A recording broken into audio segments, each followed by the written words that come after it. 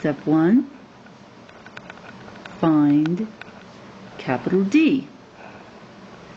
Okay, to find D, we form the 3 by 3 determinant that consists of first the column of coefficients of x. Make sure everything's lined up before you do this. The x's are lined up, the y's are lined up, the z's are lined up, the equal signs are lined up, and then the constants. Now list the column coefficients of y's. That's -8, +8, 1, and then finally the coefficients of z's, -1, 3, 1. Okay, evaluating this, we're going to pivot around the first column.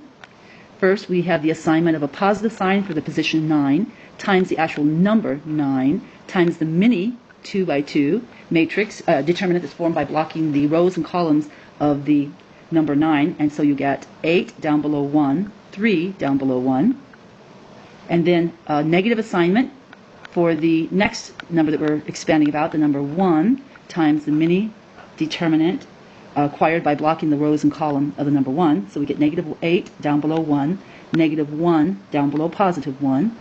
And finally the positive assignment for the last number, the number 2, times the mini determinant acquired by blocking the rows and column of the number 2, -8 down below 8, -1 down below 3. Now evaluate each of these. 3, we get equals a +9 times bracket, cross product, 8 minus 3. And then the -1 is just a minus sign, times cross product, -8, minus, the other cross product is 1 times -1, that's -1, so we do have a double negative that we'll take care of. And then the +2 times bracket, cross product, -24, minus cross product, -8. So that gives us 9 times 5, minus -7, plus 2 times -16, which is equal to 45, plus 7, minus 32, which finally gives us 20. So capital D is equal to 20. Step 2, find D sub z, because we're looking for the z coordinate, D sub z. And of course that's going to be the 3 by 3 determinant formed by replacing the coefficients of z with the constant coefficients. So capital D sub z is equal to, first column are the x coefficients, 9, 1, 2. Second column are the y coefficients, -8, 8, 1, but the last column are the constants, -26, 90, and 25.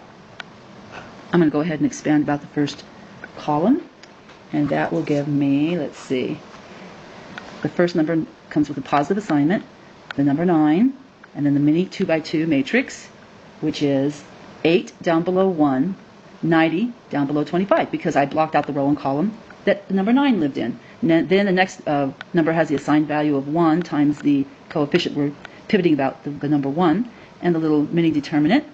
So block the row and column of the number 1 and you'll get -8 down below 1, -26 down below 25. And finally the last number 2 comes with a positive assignment, and then times the number 2 times the little mini 2 by 2 determinant, blocking the row and column of the number 2, you get -8 down below 8, the number -26 down below 90. Okay, let's expand that. We get +9 times bracket, cross product, which is 200, minus cross product, which is 90, and then a minus sign times cross product, which is -200, minus cross product, which is -26, and then the +2 times cross product, which is -720, minus cross product, -208. Okay, let's simplify. We get 9 times 110 minus bracket -174 plus 2 times bracket -512. And that gives us 9 times 110 is 990, and then plus, double negative, plus 174, and then minus 1024. Together that gives us 140. So we found that our D sub z determinant is 140. Okay, step 3, our final answer, we're going to find capital Z, which is equal to D sub z divided by D. Okay, so we're just going to divide. That's equal to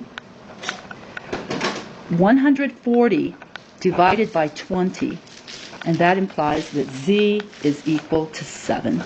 So that's our Z coordinate for the solution XYZ of the system of equations.